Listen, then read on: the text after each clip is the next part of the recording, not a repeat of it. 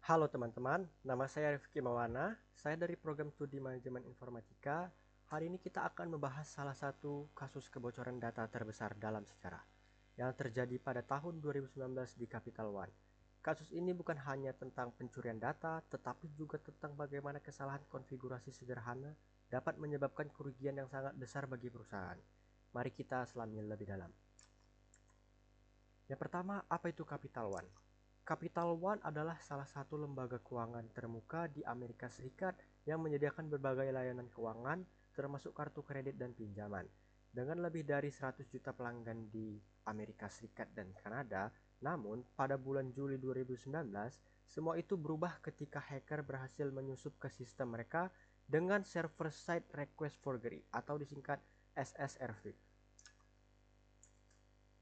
Apa itu SSRV atau Server Side Request Forgery? SSRV adalah jenis serangan di mana penyerang mengeksploitasi server yang berfungsi sebagai perantara untuk melakukan permintaan ke server lain. Ini memungkinkan penyerangan untuk memanipulasi server agar melakukan permintaan ke sumber daya lain yang biasanya tidak dapat diakses secara langsung oleh penyerang.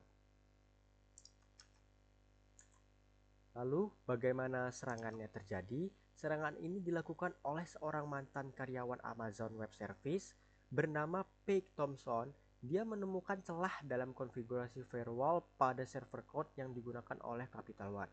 Firewall ini seharusnya bertindak sebagai pelindung yang mencegah akses tidak sah ke data. Tetapi ternyata konfigurasi yang salah membuatnya lemah.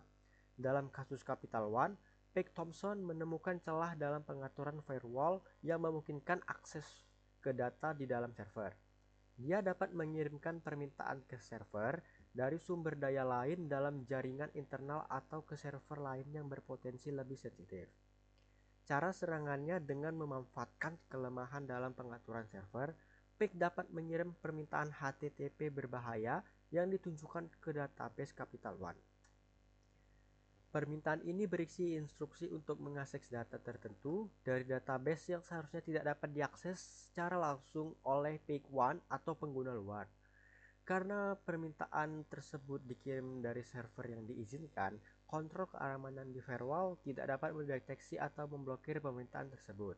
Ini adalah salah satu kelemahan utama dalam sistem di mana server tidak memvalidasi permintaan yang diterimanya. Setelah berhasil mengirimkan permintaan, Page menerima respon yang berisi data sensitif dari database, termasuk informasi pribadi pelanggan seperti nama, alamat, dan informasi kartu kredit. Dalam banyak kasus, penyerangan dapat dengan mudah memodifikasi permintaan untuk mengambil lebih banyak data. Lalu, saya akan menjelaskan contoh kode SSRV berikut. Ini adalah contoh simulasi kode SSRV yang tidak divalidasi. Dalam contoh di atas, penyerang menggunakan request untuk mengirimkan permintaan GET ke HTTP Internet Service Local Data seperti yang dilihat di sini. Data yang seharusnya tidak dapat diakses oleh pengguna luar. Jika server tidak memiliki kontrol yang memadai, permintaan ini berhasil dan penyerang mendapatkan data yang tidak seharusnya dapat diakses. Lalu, data yang dicuri dalam serangan ini, hacker berhasil mencuri data lebih dari 100 juta pelanggan, termasuk informasi sensitif seperti nama yang saya sebutkan tadi ya, alamat, tanggal lahir, dan informasi kartu kredit. Bayangkan betapa berharganya data ini jika bagi penjahat siber yang bisa menggunakan untuk penipuan, identitas, atau pencurian finansial. Lalu dampak dan reaksi. Setelah kebocoran data terungkap, Capital One tidak hanya harus menghadapi kerugian finansial yang besar, tapi juga kehilangan kepercayaan diri dan kepercayaan dari pelanggan. Mereka dikenakan denda sebesar 80 juta US dollar oleh regulator karena dianggap gagal menjaga keamanan data. Biaya untuk perbaikan sistem dan langkah-langkah keamanan tambahan juga semakin membengkak. Lalu, pelajaran yang dapat kita petik, Capital One mengajarkan kita banyak hal penting tentang keamanan data. Pertama, sangat krusial untuk mengkonfigurasi server dan firewall dengan benar.